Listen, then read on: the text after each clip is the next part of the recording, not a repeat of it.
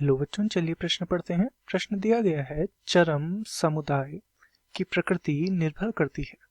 विकल्प ए है जलवायु पर, विकल्प बी है चट्टानों पर, विकल्प सी है मृदा जीव पर तथा विकल्प डी है उपलब्ध पोषक तत्वों के भंडार पर।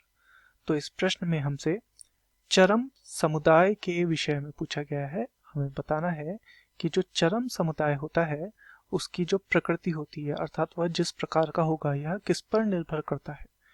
तो इस प्रश्न की जो मुख्य अवधारणा है वह चरम समुदाय के विषय में है।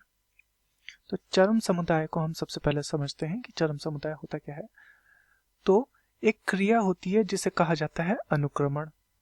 अब अनुक्रमण में क्या होता है, चरम समुदाय को समझने के लिए हमें अनुक्रमण को समझना होगा। अनुक्रमण में क्या होता है, मान लीजिए कोई एक बिल्कुल निर्जन स्थान है जहां पर, या फिर बंजर भूमि भी हम इसे बोल सकते हैं, निर्जन स्थान या बंजर भूमि से मान लेते हैं।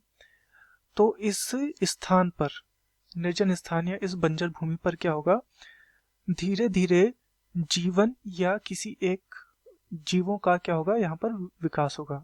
यहाँ पर क्या होगा, जीवन, या फिर हम बोल सकते हैं कि जीवों का यहाँ पर विकास होगा।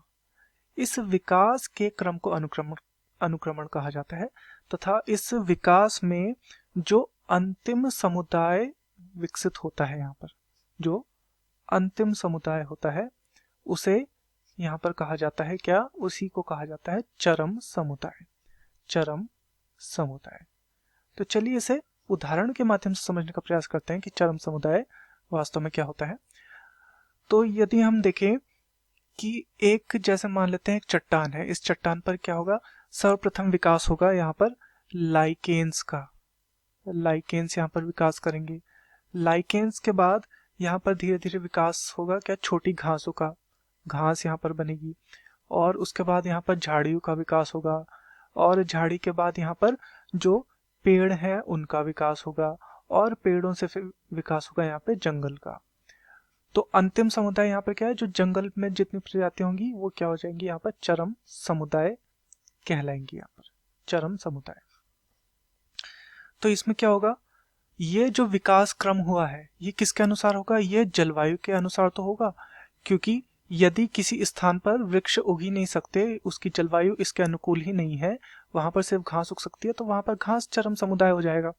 तो इस प्रकार से ये जो होगा, ये जलवायु के अनुसार यहाँ पर क्या देखने को मिलता है, हमें विकास देखने को मिलता है। तो विकल्पों की ओर चलते हैं। विकल्प ए है जलवायु पर, बिल्कुल जलवायु पर यह निर्भर करती है। विकल्प बी है चट्टानों पर, चट्टानों पर यहाँ पर निर्भरता नहीं है। विकल्प सी है मृदा जीव पर, मृदा जीव पर भी निर्भर नहीं करता। तथा विकल्प डी है उपलब्ध पोषक तत्वों के भंडार पर, इस पर भी यह निर्भर नहीं करता। तो दिए गए प्रश्न का सही उत्तर होगा विकल्प ए जलवायु पर। मैं आशा करता हूँ आपकी यह समझ में आया होगा। धन्यवाद।